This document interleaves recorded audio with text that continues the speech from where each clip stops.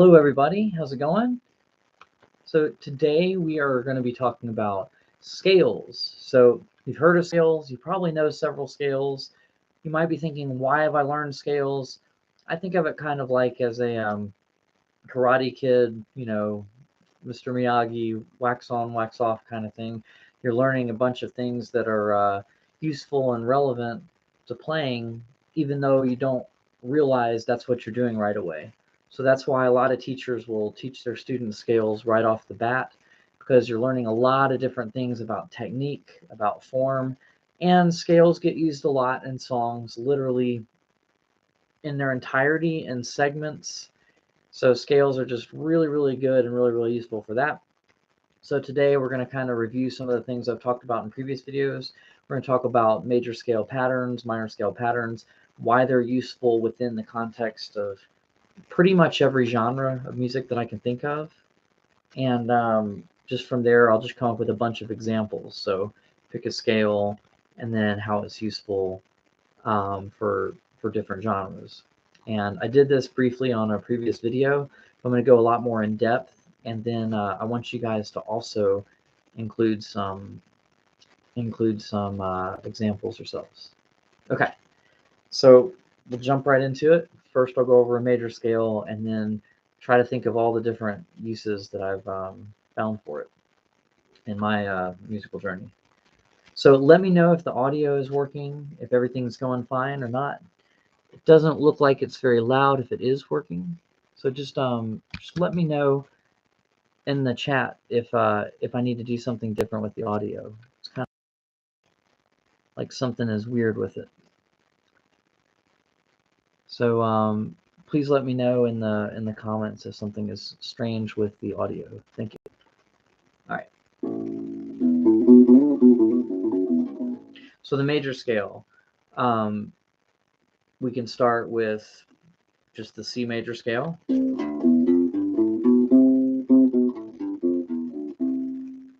And that's a movable pattern. That would be the G major scale if I started on a G note. Let me just demonstrate some other ones. That was the E major scale. I'll do the A major scale down here, starting on the 5th fret on the E string. All right, thank you so much for the feedback. I appreciate you letting me know. Glad I could be heard, and I'm glad that you're able to see everything clearly and hear everything clearly. It's good. So I'm trying to use a different mic. Usually I use a desktop mic, but I've had issues with that, so I'm trying to just use the mic that's installed on the webcam to see if you guys like that better compared to other live streams that I've done, because it's easier for me to do, and if the other one's not adding anything to it, I'd love to know that. So I discussed these major scales in a video that literally came out earlier this week, which was just saying the 5 scales that every U-bass player should know, and really every bass player, and really every instrumentalist at all should know. But that's the major scale pattern, so I'm going to briefly go over it, but you can watch that other video to go more in depth. But the idea of this is we have our grid, where our pointer finger is going to get 2nd fret notes, middle finger will get 3rd fret notes, ring finger will get 4th fret notes, and pinky will get 5th fret notes. And we're using this particular assignment of fingers to frets because we want to play a C with our middle finger to start this pattern. Okay, and that's important. Wherever we start the pattern with the major scale, we're going to start on our middle finger in whatever grid that we're in. So here our C note is 3rd fret on the A string. So you can start, by the way, you can do these full major scale patterns on any note starting on an E string or an A string, and I'll give an example of what I mean in a minute. So 3rd fret on the A string is a C, and we're going to play the C major scale. So use your middle finger for that 3rd fret, then your pinky for the 5th fret on the same string. Then we're going to move down to the D string. We're going to do our pointer finger, our middle finger, and our pinky. Once again, they're assigned so that each one of them gets the particular fret they're supposed to get. So that's the pointer finger is getting all 2nd fret notes, middle finger is only getting 3rd fret notes, pinky is getting only 5th fret notes right now. And then on the next string, we're going to do, and that was index, ring, and pinky. So once again, I'm just going to go through a little quicker. Middle, pinky, shift string, index, middle, pinky, shift to the next string, index, ring, pinky. And if you don't know about the grid pattern, then we can go through that. So first, I'm just going to demonstrate again that you can move this. I know someone was saying I didn't do any E string start examples in the other video. So here's an example of starting on the 7th fret on the E string. That's a B note. So use your middle finger on that note, then move to your pinky. And once again, if we're doing the grid here, since our middle finger is getting all 7th fret notes, our grid will be 6, 7, 8, and 9. Pointer finger will get all 6th fret notes, middle finger will get all 7th fret notes, ring finger will get all 8th fret notes, and pinky will get all 9th fret notes.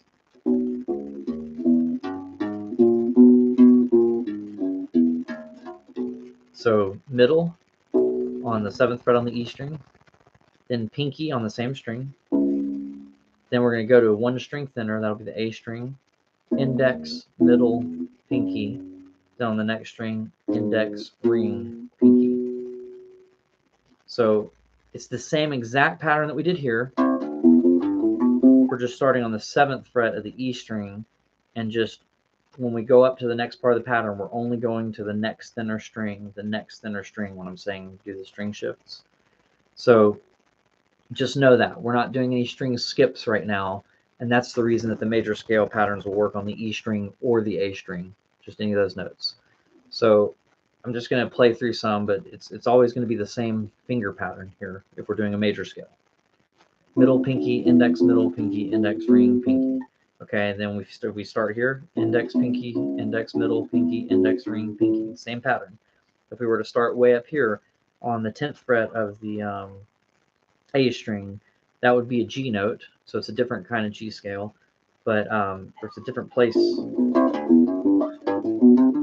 It's a different octave of the G major scale, but it's still the G major scale. We're going to do middle, pinky, index, middle, pinky, index, ring, pinky there as well. It's always the same pattern if you're doing that particular grid idea with the major scale. So hopefully that was a decent explanation, but that's not the main point of this video.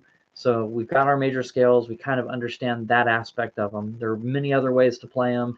You can play them all in 1 string. You can do a whole bunch of different things. But I've done videos where we've seen that before. So now what we're going to do is talk about why did we learn that? Like, why is it good to know that pattern at all? Why is it good to know a major scale at all? Well, I briefly went over it in the other videos, and that was certain songs use that as a bass line, right? So if you're playing Friend of the Devil, you have your G major scale backwards, and it acts as a bass line. Technically, the guitar is playing this within some other things. If you're playing with a bunch of ukulele players, you would probably end up playing this as the bass line rather than what Phil Lesh was doing, which was kind of improvising around it. But it's literally just a G major scale for the first part of the verse. So you could literally just use a descending major scale as a bass line in certain songs, like that one. Friend of the Devil does that. There's a Jack Johnson song, and right now I can't remember which one it is. It's off In Between Dreams, but it has a bass line that goes all the way down to the 2nd note of the major scale from the top note of it, and then it goes back up. It jumps up a note. So it's like, I don't know what key it's in, but we'll just assume it's G.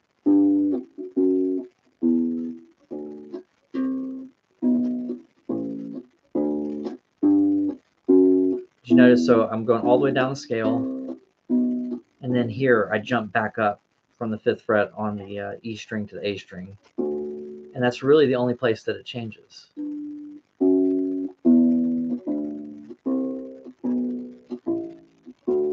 And there's another song that uses almost that same thing. I Want You Back.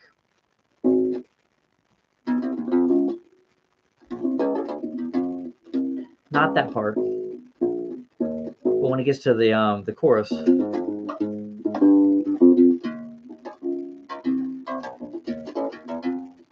you hear it in there? So it's like, it's not all just the major scale in a row or anything, but that first part of the chorus, oh, oh, baby, I was blind, you know, whatever, or give me one more chance. Okay, whatever it is. I don't know the words that well. It was the same thing as that Jack Johnson song. So it used that whole entire scale from the top note all the way down to the second note. So it gets used a lot in bass lines, almost in its entirety. But segments of the scale get used a lot in other genres as well. So like, let's say you're playing country music or folk music or bluegrass, or I'm trying to think of other things. Certain jazz songs will use this kind of idea too. But basically you're playing like a root fifth line and you want to do a walk up. Well, that going from a G chord to a C chord, we're literally doing the first four notes of a major scale and just doubling the first note.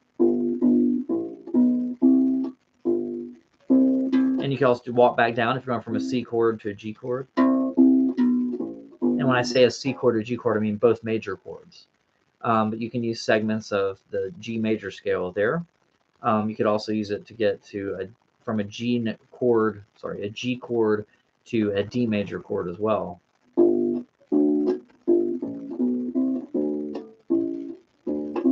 Or a D back to a G chord. Same thing. So those walk-ups come literally directly from the major scale.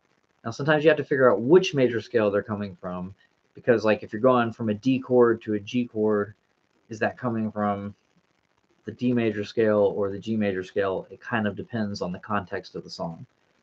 But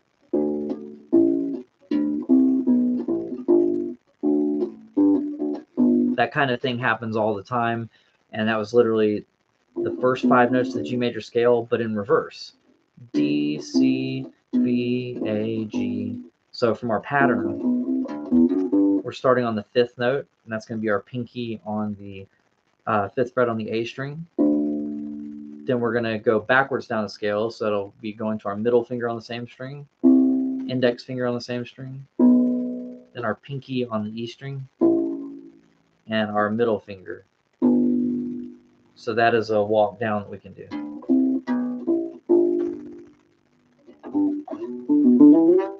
So hopefully that kind of makes sense. So that's a country example. As far as jazz, a lot of times you do a little bit more. You do like walking lines and things like that sometimes have chromatic notes in there, but you could also do walks from the scale as well. So if you, let's say you're going from, we're sticking with majors. Let me do this right. Same thing. If we're going from like a C to an F chord, and we're doing a jazz walking line, we could literally walk up a major scale, skip over the note we're trying to land on, and come back. So we're still using notes of the major scale. We're just putting a couple of them out of order every now and then. So that's a really weak example of a jazz context. But as you'll see, when we use other scales, we can do the same kind of thing. So that's a good example of a major scale. Another thing is melodies. A lot of melodies use a major scale literally in their entirety. So let's go to like some kind of traditional examples. If you're familiar with the song Joy to the World, the melody of that song starts out with a descending major scale. So let's say we were doing it in the key of C. That's our major scale. If we did all those notes literally in backwards order: pinky, ring, index, then shift string, pinky, middle, index, then shift string, pinky, middle. It's literally just a major scale pattern backwards. And then after that, we're going to skip up to the fifth note of the scale and kind of walk up the scale, but doubling a couple of the notes. The fifth note of the scale to the sixth note of the scale, then the sixth note of the scale to the seventh note of the scale, then the seventh note of the scale to the eighth note of the scale. And then the next part walks down the scale. So that's the eighth note of the scale, which is the pinky note, 2 times. Then the seventh note, then the sixth note, then the fifth note again, then the fourth note, and the third note.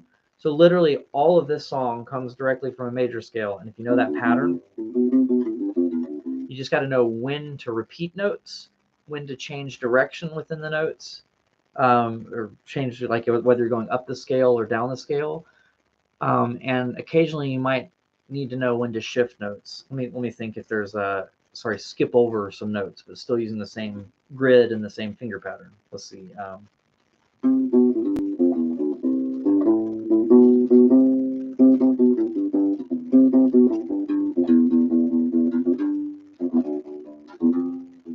Okay, here's where it skips. But it's still all notes coming from the major scale. So for me, when I'm playing a song like that I can tell every note is in the major scale, I give each note within the major scale a number called a scale degree. So these are not fret numbers. These correlate to first note of the scale, 1, second note of the scale is 2, third note of the scale is 3. You get the idea. So if we played our scale, 1, 2, 3, 4, 5, 6, 7, 8. Or some people like to do do, re, mi, fa, sol, la, ti, do instead. I like giving them numbers. It's just a little bit easier for me to organize it. But if you do it with numbers, then Joy to the World in whatever key you decide to do it in, which that's the other thing, it makes it easier to change key. If you're like, oh, okay, I know how to play Joy to the World in the key of C, but what if the choir I'm playing with or the band I'm playing with requires me to do it in the key of D instead? Well, you just take all your notes, you shift up to the grid that starts on a D with your middle finger, and then you do the same thing. Same finger pattern, just in a different place on the instrument. But I digress. If I were doing Joy to the World using scale degrees, meaning giving the first note of the scale is 1, second note is 2, third note is 3. So these are not fret numbers, in other words. They're just the notes of the scale in order. Then I can just kind of play the song based on that. So I'd call this 1, 2, 3, 4, 5, 6, 7, 8. Joy to the World would end up being like this in my head. 8, 7, 6, 5, 4, 3, 2, 1, 5, 6, 6, 7, 7, 8, 8, 8, 7, 6, 5, 5, 4, 3, 8, 8, 7, 6, 5, 5, 4, 3, 3, 3, 3, 3, 3, 4, 5, 4, 3, 2, 2, 2, 2, 3, 4, 3, 2, 1, 8, 6, 5, 4, 3, 4, 3, 2, 1. Sorry, I don't have that note in my in my range, but you get the idea. So okay, now if I don't have that note in my range and I wanted to, I could change to a different key. Oh, before I do though, let me demonstrate what it would sound like if you did it in what's called solfege, which is the do, re, mi, fa, sol, la, ti, do. Well, it starts on do and it ends on do, so I'm going to start on this do. Do, ti, la, sol, fa, mi, re, do. Sol, la, ti, ti, do. Do, do, ti, la, sol, sol, fa, mi, do, do, ti, la, sol, sol, fa, mi, mi, fa, sol. You get the idea. I don't really want to go through all of it, but that's the idea. To me, that's a little bit harder. If you practice doing that a lot, it becomes just as easy as the other one. But I like doing the numbers better, as long as your brain doesn't get fret numbers confused with the order of the scale degrees.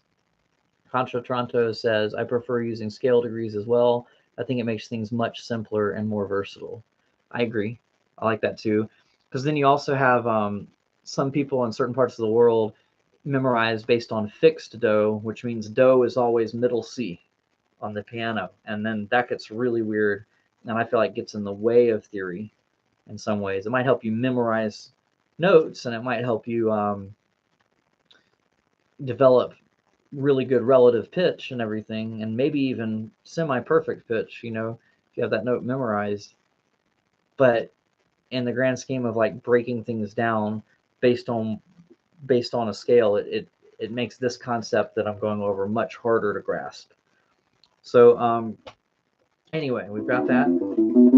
If I were to do it in a different key, I could do the same thing where I go, now I'm in E major, I'm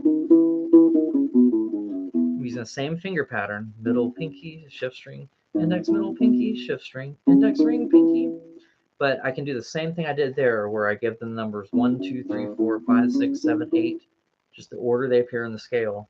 Then yet again, I can play Joy to the World in this new key without having to think about it at all. Just 8, 7, 6, 5, 4, 3, 2, 1, 5, 6, 6, 7, 7, 8. I'll start singing with it.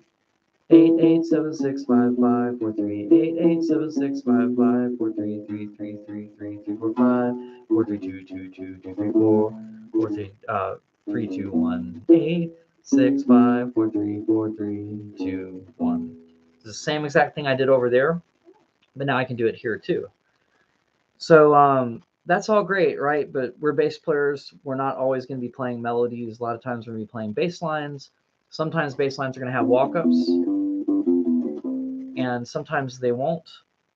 But other aspects of bass lines still come from the scales.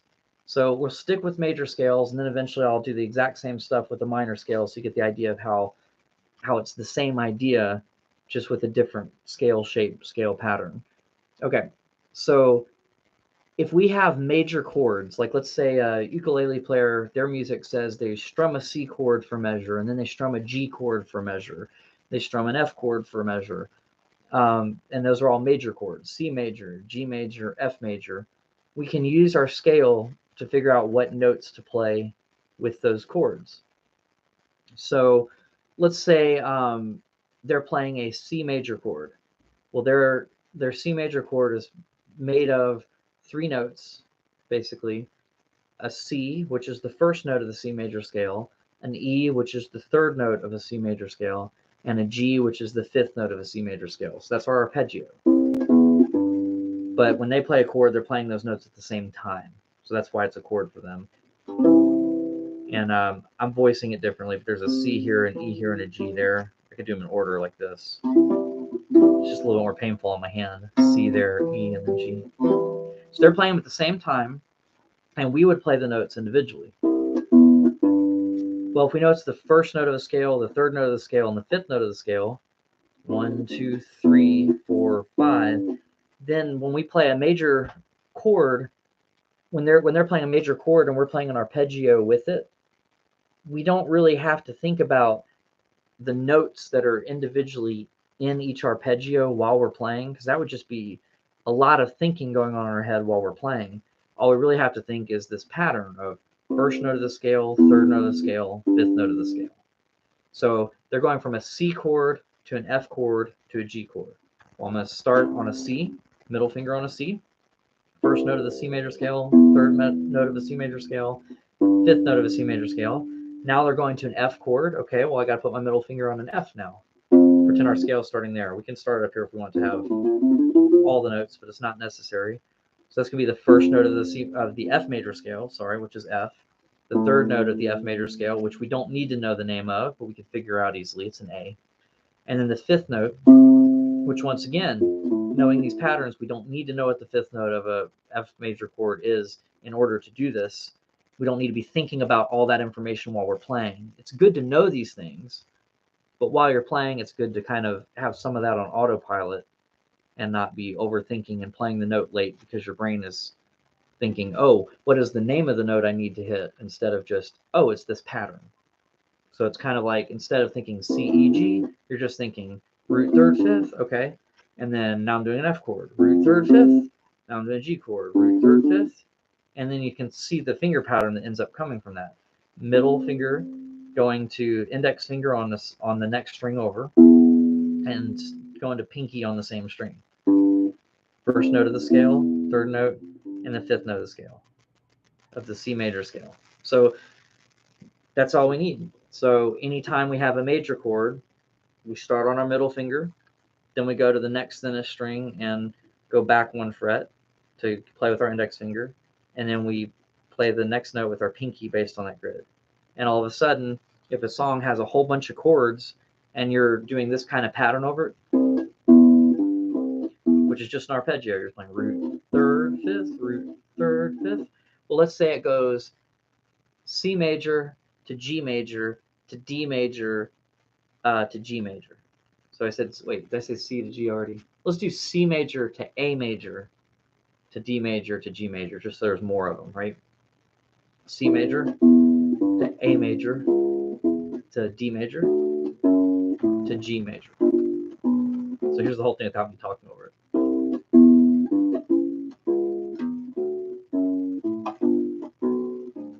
And then you're back. So that was using the scale patterns to derive an arpeggio pattern to be able to play arpeggios over any major chords, right? So now you're like, that's great, but sometimes when I look at my music, I see an A minor in there. Let's say we're doing a lot of ukulele stuff, so a lot of times you'll see A minor chords in there. C major, G major, A minor, and F major a lot of times will happen on ukulele songs. Okay, so that's great. Now, what do we do when we see the A minor chord? Well, let's backtrack. Let's learn an A minor scale first. So that's starting on 5th fret on the E string. That's our A. We'll just do a scale pattern that looks like that. So this time for the minor scales, we're going to start on our pointer finger and not our middle finger, right? So this is going to be the minor scale pattern. Pointer, ring, pinky, next string, pointer, ring, pinky, next string, pointer, ring, and stop. The pinky's not in the even if it keeps going. So you don't use your middle finger at all for the minor scale pattern, and you start on your index finger. Index, ring, pinky, change strings, index, ring, pinky, changed one string thinner, index, ring, and then backwards. Ring, index, change strings, pinky, ring, index, change strings, pinky, ring, index. So that way we're going to the thicker strings, and we're going backwards in the scale or down the scale. Down meaning in pitch. Obviously our hand's moving upward, but the pitch is getting lower in pitch. Okay. So we got our minor scale pattern. And what I told you about the chords, if a guitar player or ukulele player is playing an A minor chord, they're going to be playing the first note of that scale, the third note of that scale, and the fifth note of that scale. So we can go first note, skip over the second, play the third note, skip over the fourth note, and play the fifth note. So first, third, fifth of a minor scale. So if you see an A minor chord on there, those are the notes that they're playing all together. Happens to be an A, a C, and an E.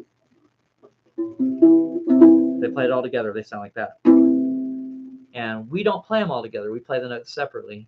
We're going to keep that rhythm that we had from the first one. So that's all it is. Your pointer finger going to your pinky, because that's the third note of the scale. And then going to the ring finger is the fifth note of the scale. 1, 2, 3, 4, 5. 1, 3, 5. Index, pinky, ring finger on the next string. So now that you have that as your minor chord arpeggio shape, just your minor arpeggio shape, then anytime that you see a minor chord, like let's say it's an A minor chord, well then you base it off of the A minor scale, do the first note, third note, and fifth note of the scale, and then it moves to a D minor chord, then you shift to the D minor scale and do the first note, the third note, and the fifth note of that one. So if we had an A minor chord going to a D minor chord, we could go, right? A minor arpeggio, first note, third note, fifth note of the A minor scale. And then when we go to the D minor chord, first note, third note, fifth note of the D minor scale. Okay? And then now we might mix them all together. So let's say the song goes, it's a different song, and it goes C major to E minor to D minor to G major. I'll say it one more time. C major, then we're going to go to E minor, then we're going to go to D minor, then we're going to go to G major. What you might want to do is just play the roots first, but start with the finger that you would build the arpeggio or the scale off of. So when you play the C major, well, it's major, so middle finger would start that major scale if we were doing that. And then now we're going to go to an E minor, and So I'm going to put my pointer finger where on an E so that we're ready to do a minor arpeggio shape. Then D minor, put my pointer finger there because it's a minor shape and our minor scales start on our pointer finger. And then we're going to do a G major arpeggio. So I'm going to start with my middle finger. So I practice just doing the root notes of each chord like that at first. If I was playing the song along with people, and let's say we're just getting started and I needed to warm up a little bit, that's what I would do. I'd go boom, sorry, middle finger, right? Sorry, I did the wrong finger, but you get the idea. And then once you do that, we can build an arpeggio off of each one.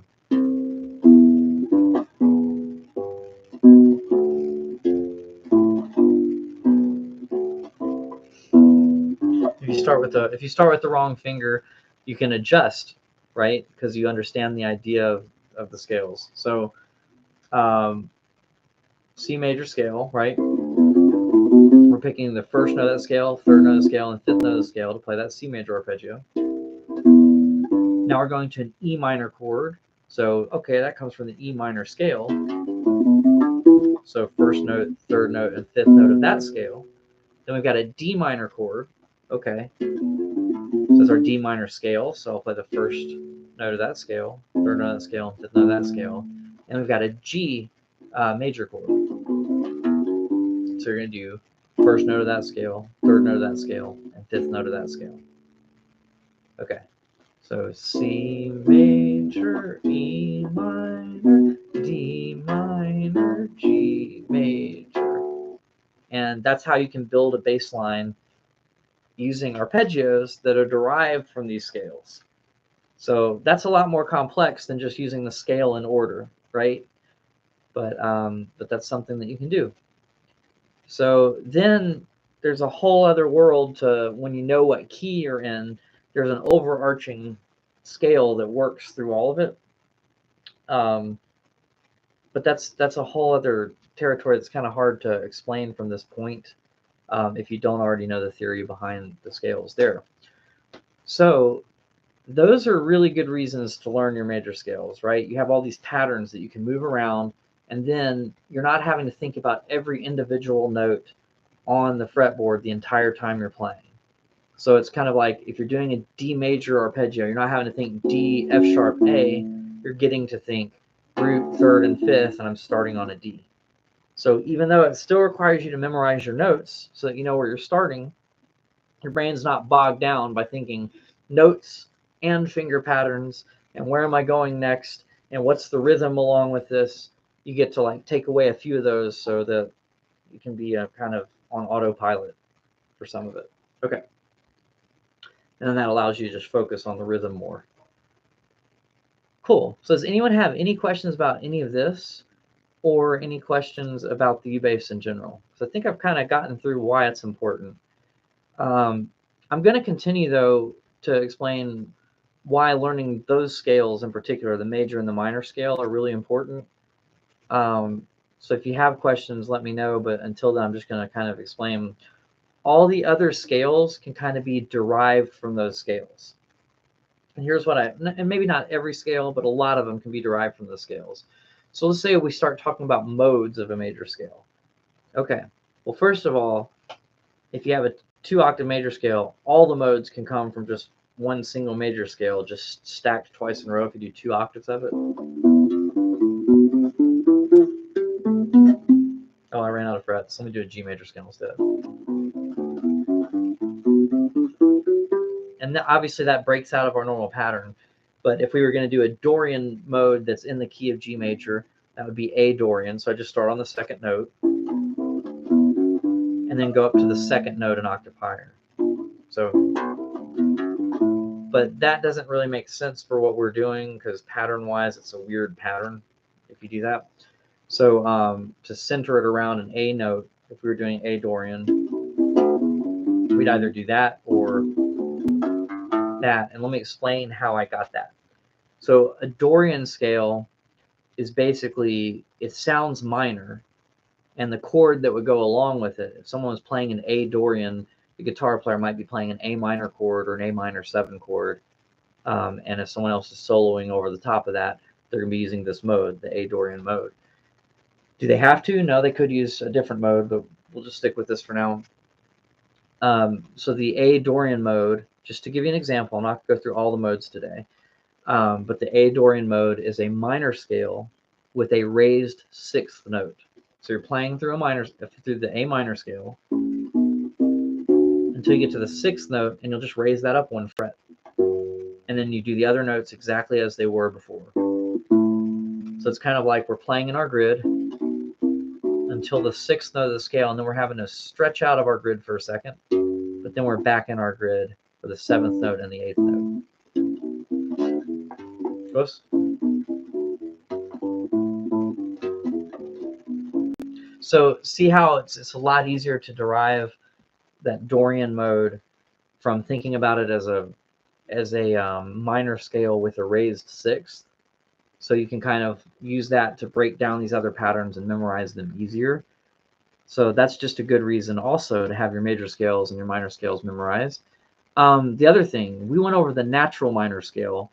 There's also one called the harmonic minor scale. And the harmonic minor scale is the same scale as the minor scale we just learned with a raised seventh note. So this was our natural minor, the one we learned. And then all we're going to do differently is we're going to go to the seventh note of that scale, 1, 2, 3, 4, 5, 6, 7. And instead of playing that note, we're going to play one fret higher. And then the last note will still be the same.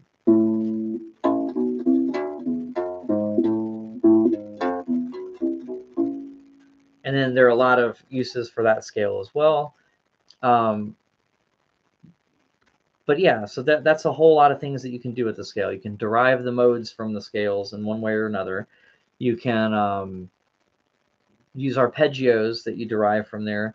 You can do walk-ups that are just pieces, little segments of the scales. You can literally learn scale degrees and memorize a bunch of melodies or bass lines or whatever based on what note it is within a certain scale. I was teaching someone Brown Eyed Girl earlier, and you know, it's not all from the major scale. There's a couple chromatic notes thrown in there, but if you know that you're in G major, you're walking into a G major from the sixth note of the scale, but down the octave. So instead of going, you're going down here, but it's the same notes. Excuse me, but that breaks out of the pattern a little bit. But that's the next step. Once you learn a pattern, you learn where the notes repeat, so you can expand your pattern outward. But that's kind of a little further on down the road. I think you should learn your scale patterns first, and then kind of branch slowly out of them. And then that way you have a default to fall back on when you're playing in a band and you're trying to do walk-ups and figure out what walk-up goes where. You can use your scale patterns for that. And then as you get better, you can expand out of having to do them with the middle finger, the index finger, and the pinky, and be able to do them in different spots on the neck. Because there's multiple ways to play the same note. Like the open G string is the same note as the 5th fret on the D string, is the same note as the 10th fret on the A string, is the same note as the 15th fret on the E string. So there are 4 ways to play that note, which means we can play our arpeggio patterns in different ways, and we can play our scale patterns in different places. However, right now, I think if you're a beginner or an intermediate player, if you're an intermediate player that has not gone over their scales, then start with the patterns that are in one position, and then branch out from there. And then, yeah, so that's stuff that you can do with the major scale, and I think is super important. I'm going to try to name different genres and things that use the major scale. So here's an interesting one. Classical music. Mozart has a song, I'm trying to remember, it's like 545K or something. It's like they numbered all those songs and everything. It's a really common one, and he does this in other songs too. This is just the one that comes to mind, where he's literally running through the modes as the melody of the song. It's just like when he's doing this like fast, shreddy sounding, impressive sounding thing, you know. Oh, sorry.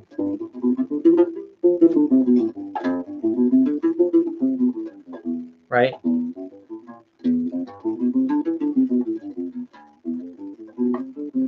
You get the idea. He stops there and goes into something else. But first, he's doing a minor scale pattern way up here. Only it's on piano, but we arrange it for bass. And specifically the A minor scale. Then he's going to G Mixolydian, which is a major scale with a flatted seventh. Then he's going down one more. So that's going to be an F Lydian pattern, which is a major scale, an F major scale with a raised fourth.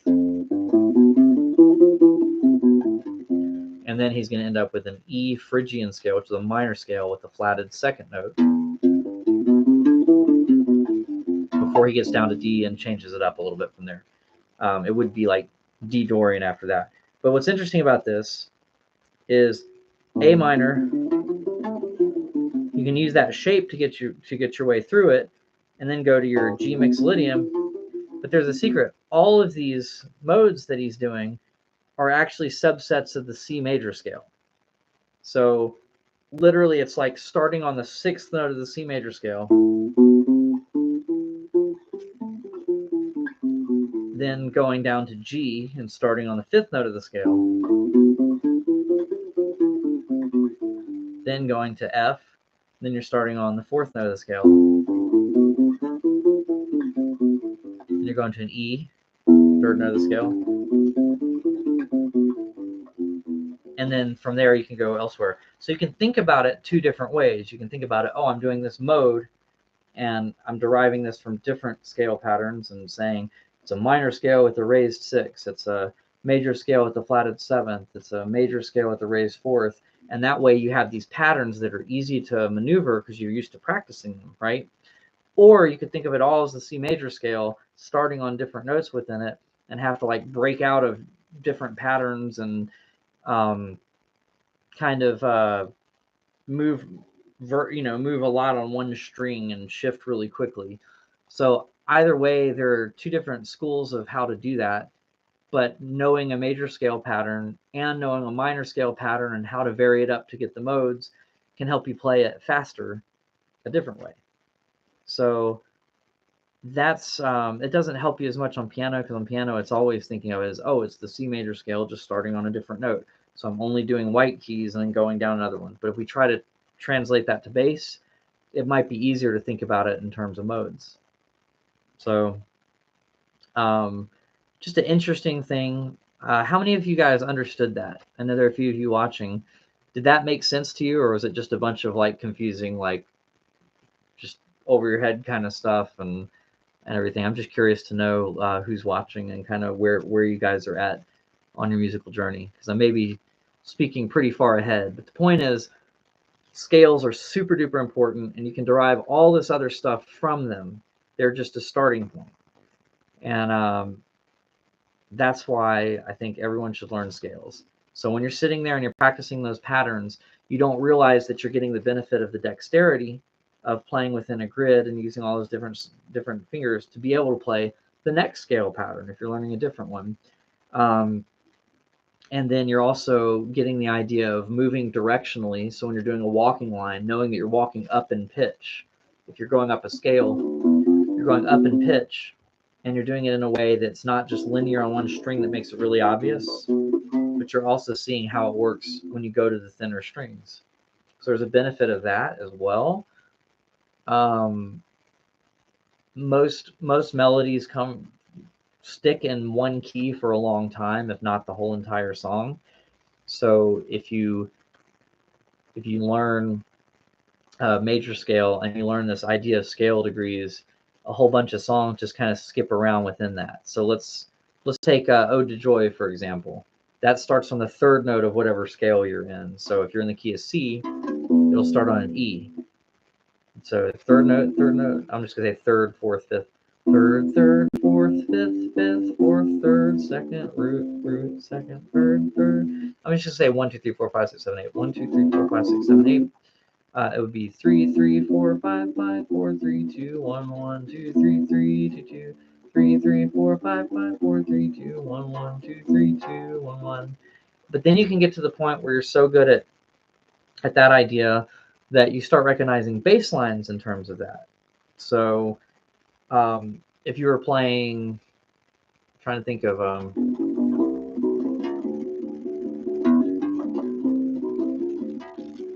it's Bon Jovi, "Living on a Prayer." If you realize that you were doing mostly an E minor scale or a G major scale there, you could go. If we let's talk about it in terms of the minor.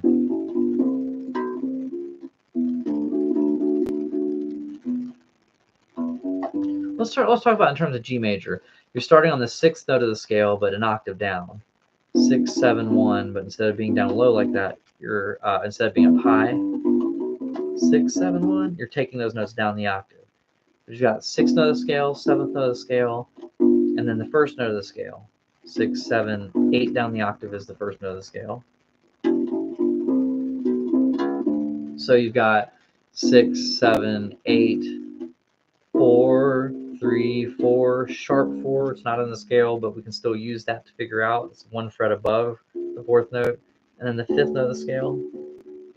So that way, that song actually transposes the bass line later in the song. So you're starting in the key of G major, doing that, and then you end up in the key of B flat major later on, and you can do the same pattern: 6, 7, 1, 4, 3, 4, sharp 4, 5, 5, 5, 5, 5, 6, 7, 1, 5, 3, 4, 3, 4, sharp 4, 5, 5, 5, 5, 5, lower 6th, 1, 7, 6, and then it starts over. Well, when you get to that 6th note again.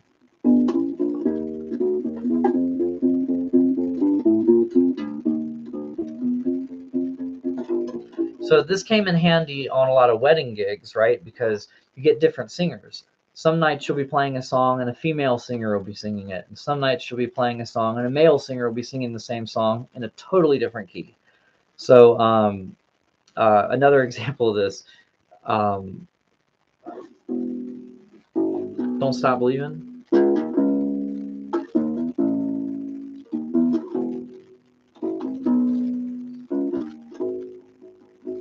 So right now I'm playing it not within a major scale pattern that we're used to, but I could. Check this out. E major is what key it's in originally. So we've got 1, 2, 3, 4, 5, 6, 7, 8. So the pattern for that song is 1, 2, 3, 5, 6, 7, 4, 3. Yes, right. 6, 7, 3. Let's see. I'm losing it. No.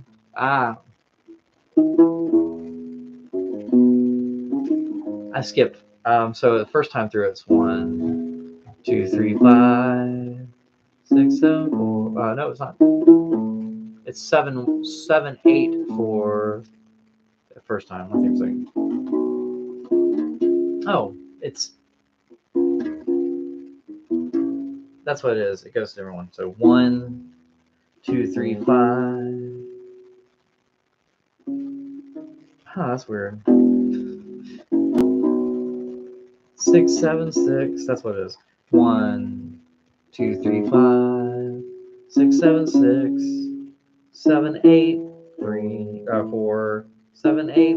So I never really do it with that one in that way, but you could. I'm really messing it up right now, but you get the idea. 1, 2, 3, 5, 6, 7, 6, 7, 8, 3, 4. I mean, 7, 8, 1, 2, 3, 5, 6, 7, 3. That's why I messed up the first time. 3, 3, 4, 7, 8. So it's kind of weird and kind of confusing. That one jumps around within the scale a lot, but you can do it. So let me say it one more time to get the scale degrees correctly. If you wanted to, you could repeat this video later on. 1,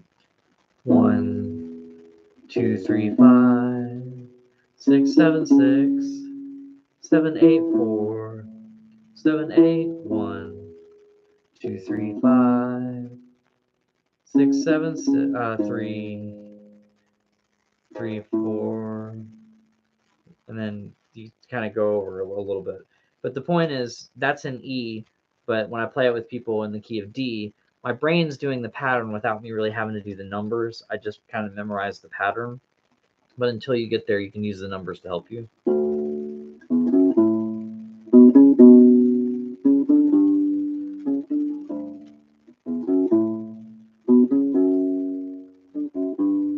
Right? So it's the same thing. It's just now we're starting on a D, in the D major scale, doing our grid from that. 1, 2, 3, 5, 6, 7, 6, 7, 1, 4. Sorry, 7, 8, 1, 2, 3, 5, 6, 7, 3, 3, 4. So you got that in D. Let's say it's a different singer and they don't have the same range as that. They want to do it in a totally different key, like G major. Well, then you've got the same bass line. 1, 2, so 1, 2, 3, 5, 6, 7, 6, 7, 8, 4, 7, 8, 1, 2, 3, 5, 6, 7, 6. Sorry, it's supposed to be a 3 there. I keep forgetting. 3, 4. But if you get the pattern memorized, which apparently I've never memorized it in numbers quite like that, but if you do, you can play it in all those different keys on the fly. So when you're playing with somebody else and they're like, oh yeah, I play Brown Eyed Girl, and you're like, oh cool, I know that one. And then they're like, oh, I don't play it in G though, I play it in C. Then you can go, oh okay, and just literally shift your pattern to the new one. So there's an advantage to learning within scale degrees, although sometimes I still mess it up a little bit with certain things, right? That's what I need to practice more, I guess, is go through the songs I already know. This is something you can do too. If you figure out that all the notes are within a major scale pattern like that, then you can literally go and practice it that way and practice changing the key just by using the pattern. Ukulele learning, very, very helpful demonstration. With the ukulele group, I've been thinking about bass lines for the tunes of the 20s and 30s in Tin Pan Alley. Thanks for sharing. You're welcome. Awesome, awesome. So yeah, it's a little complicated sometimes, and sometimes it can get a little bit too intellectual. Like, for instance, I can play that song when I don't think about it, right? I'm so used to playing it, I'm so used to doing it a certain way, which is not within that scale pattern. So I'm used to playing it with a slide and off of the open string here.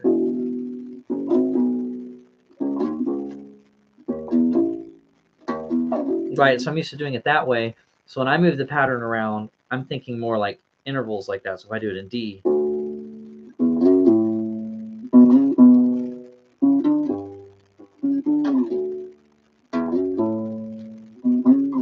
but it still comes from the idea of doing the scales. It's just maybe the pattern is easier for me to play in a different spot.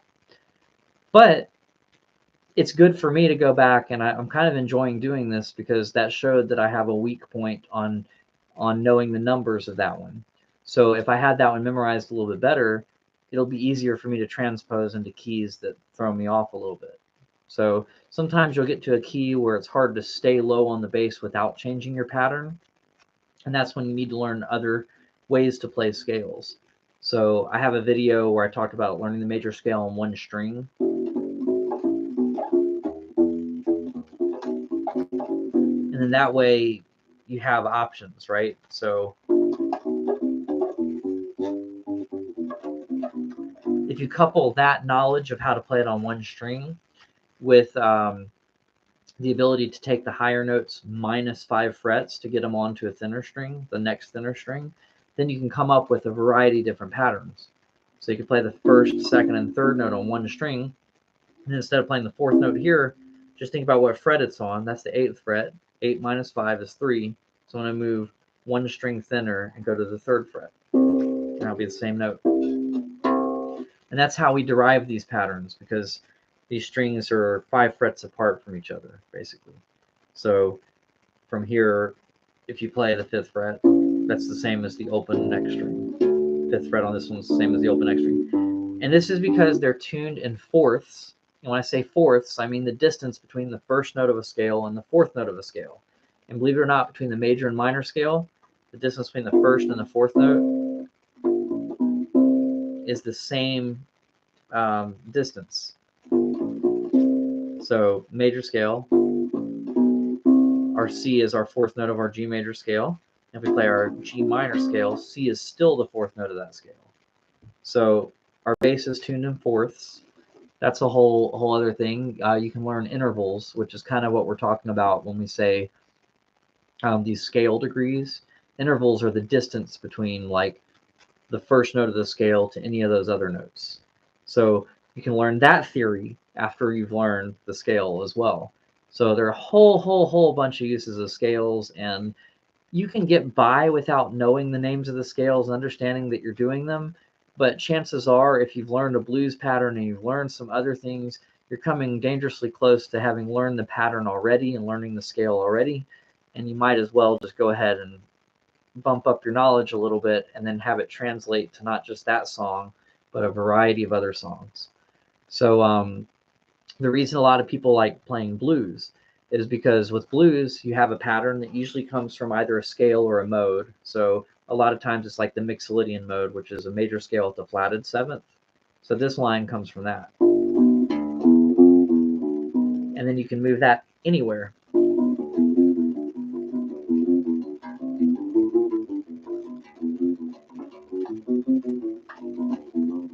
Right, based on what chord you're supposed to be starting on.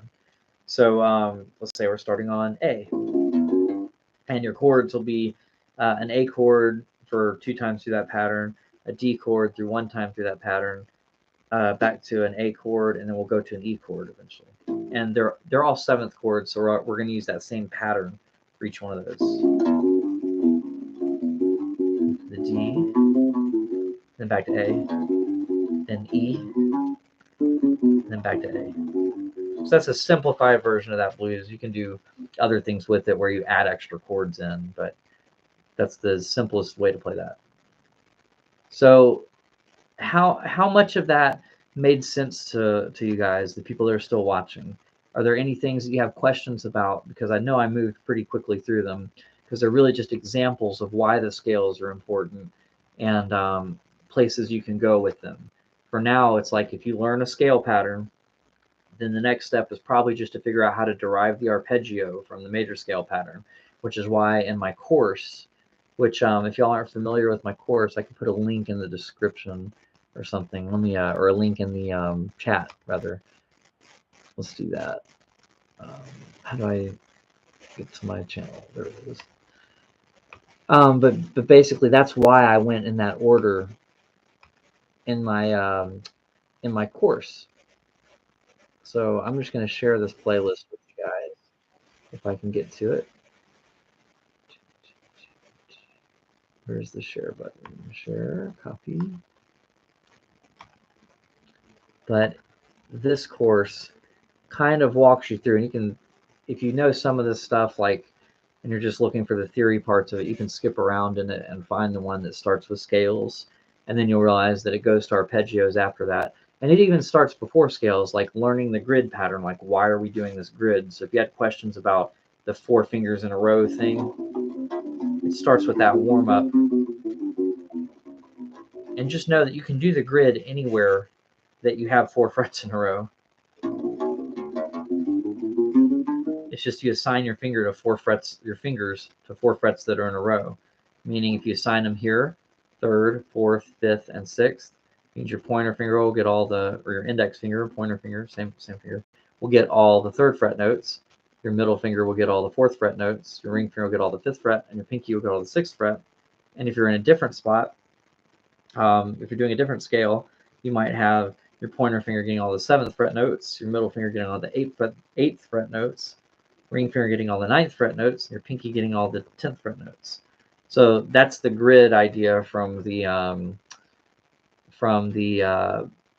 course, and just knowing that that's a movable pattern, and then knowing that all these scales patterns that we're learning are movable patterns, and then knowing that you can derive some of the scales, like the pentatonic scales. The major pentatonic scale comes from the major scale. You're just leaving out certain notes.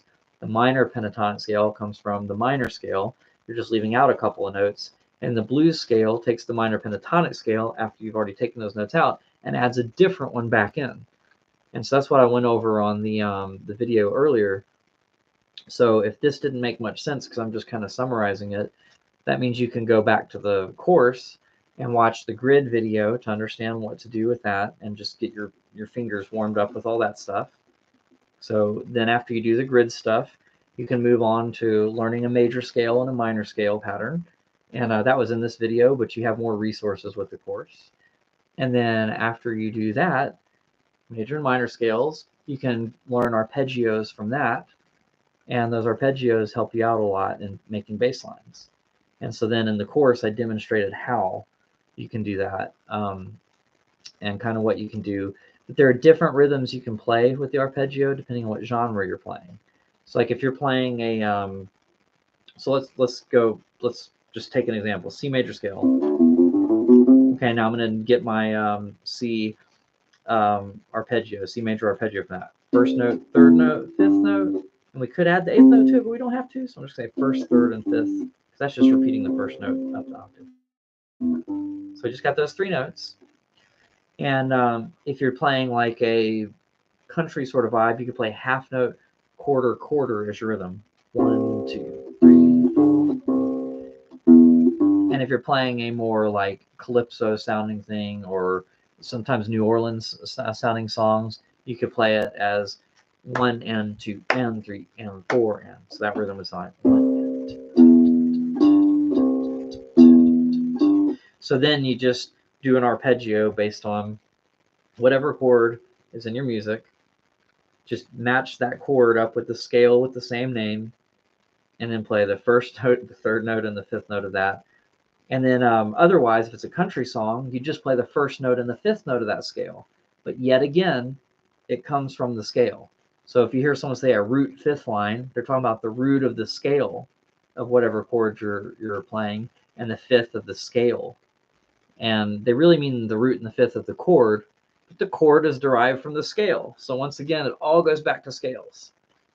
So it's just kind of the biggest building block. So I hope that kind of explains pretty much everything of how important scales are and why it's not just a warm-up and just a dexterity exercise or anything. It's like you're actually getting a lot out of it. And the cool thing is, if you have some like intuition, you know, you're like hearing, oh, a walk-up should be there. I know I can almost hear a walk-up. Chances are it's coming from a scale. So you just have to figure out what scale you're hearing the walk-up from, and you can narrow it down a little bit that way. So if you're like on a D chord and you're going, I'm going to a G chord next, but I'm not sure what scale I'm using to get there. Well, let me try just walking up the D major scale of the G chord. Cool. And the cool thing about that is, even if you're wrong, even if it wasn't walking up the D major scale, you were really supposed to be walking up the G major scale. In that case, it was the same notes. So you still had a better than 50% chance of being right just by knowing the scale. That the walk up that you're hearing in your head might be there. So sometimes you have to know which notes to repeat in those walk ups, and when not to repeat notes and just play one of each. But the scales really answer that question a lot of times for you, and if you hear it in your head, you can tell if it's a note being repeated or not. So yeah, there's so many uses for the major scale.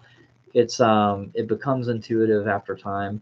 And the minor scale, I didn't even give examples of the minor scale, but like rock music, metal, all those kind of genres, in addition to pop music, uses the minor scale. So and hip hop, a lot of hip hop uses the minor scale. So here's a minor scale. We'll just use C minor scale. Let's give them scale degrees too. First, second, third, fourth, fifth, sixth, seventh, eighth notes of the scale. So I'll just say 1, 2, 3, 4, 5, 6, 7, 8. Okay. So Fresh and So Clean bass line. Anybody know that song? Outcast, So Fresh and So Clean. In a minor scale, that'd be 1, 2, 3, 4, 5, 8, 7, 5, 4, 5, 6, 5, 4. And then you can move it around if you want to. So that's doing it in C minor. We'll say we do it in D minor. Same thing, E minor. It just depends on where you're starting scale. G minor. So that's one example. I'm going to give you a metal example. In the solo section of Crazy Train, the bass part is descending down a minor scale, but it's repeating a lot of the notes, but it's literally not skipping over any of them. So it's, and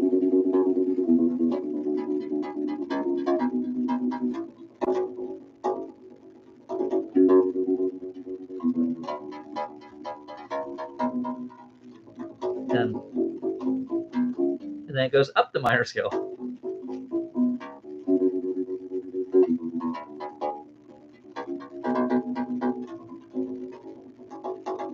So you get that idea. It's literally going backwards.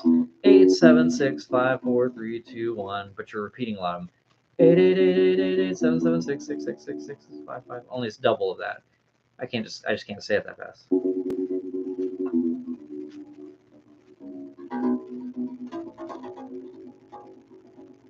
But that's literally the entire minor scale used in succession, not skipping over any notes. And it sounds great underneath that really cool solo that Randy Rhoads is doing, which he's probably using a lot of concepts from the minor scale too. He's probably very rarely adding a note that's not in the minor scale just as a way to get to another note more interestingly. You can call them passing tones or things, just things like that. So all of these guys, whether you're a soloist, whether you're a bass player, whether you're a singer, some singers know this, some don't, but they are using notes from scales if they're coming up with a melody. So it's the building blocks of everything, and at least Western music, but pretty much everywhere, pretty much in any style. There are plenty of other examples. There are like really too many to name, but that's just a couple from a minor scale. So you have metal and hip hop, just to name a couple things at the minor scale. Two examples from that. And at the major scale, we went from classical songs to just kind of traditional religious songs to Jackson 5 bass lines, to the ABC is probably not, it's another major scale thing. I just don't remember the order.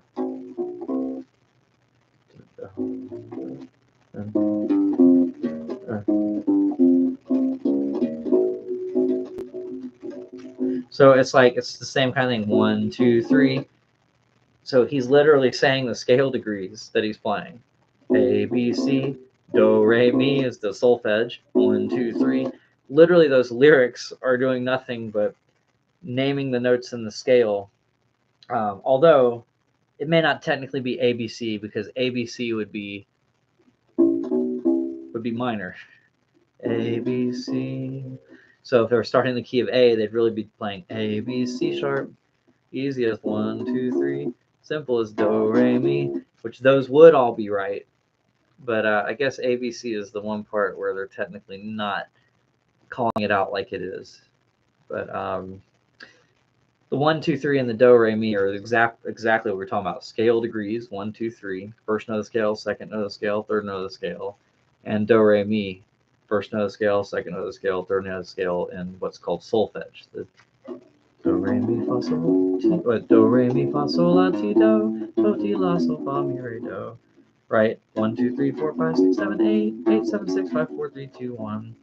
So knowing the scales, learning scale degrees, being able to derive all your arpeggios, all of your blues patterns, all these other things, and then being able to alter the scales to get the modes, and just everything. It all starts with learning the scales.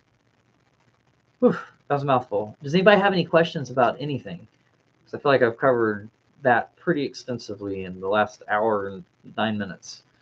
So just let me know in the comments if you have any questions. Right now, they can just be general U-based questions or theory questions, just whatever you'd like. Maybe I'll play something. Really, a lot of my songs, I'm thinking about scales too. So maybe I'll just play something while I wait to see if you've got any questions. You might listen to a song and just try to figure out what scale it uses,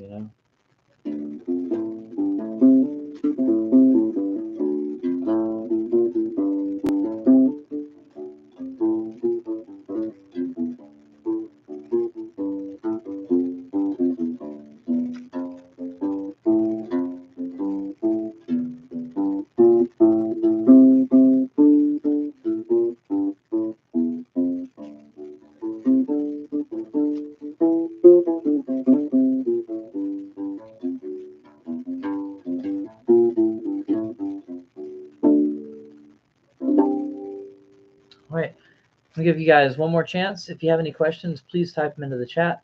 So far, they're not showing up here. I know there might be a little bit of a delay, so I'll just play one of my original songs while I wait. And I want to thank you guys all for hanging out. And after questions, I'm going to go ahead and call it a night. So let me know if you have any questions right now.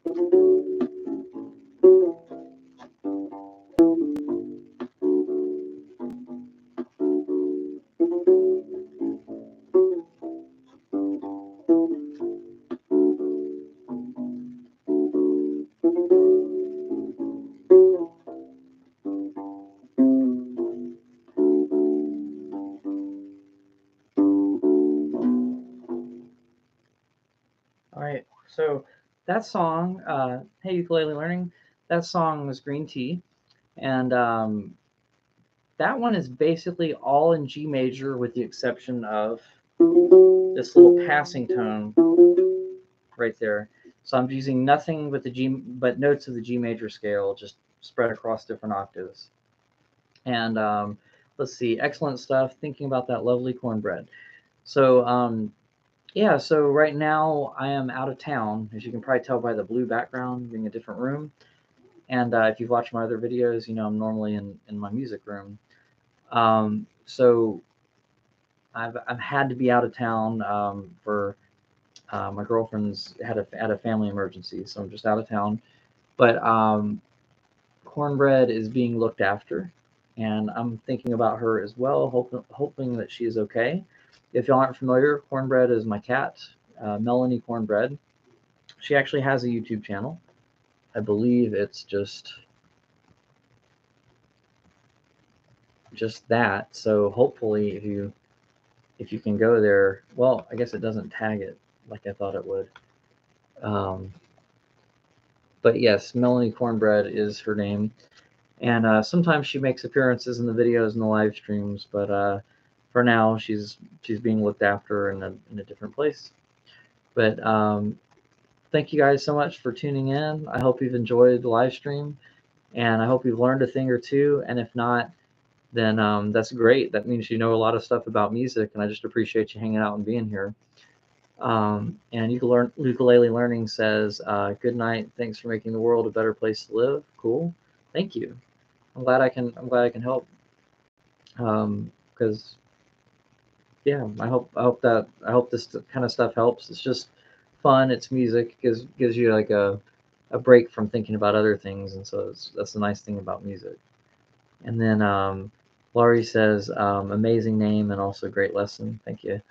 And yeah, so Melanie got her name, the cornbread part of her name came from when she was living on a farm. My friend was looking after several cats, and I went up there to visit them. And he said that some of the local kids had named her Cornbread.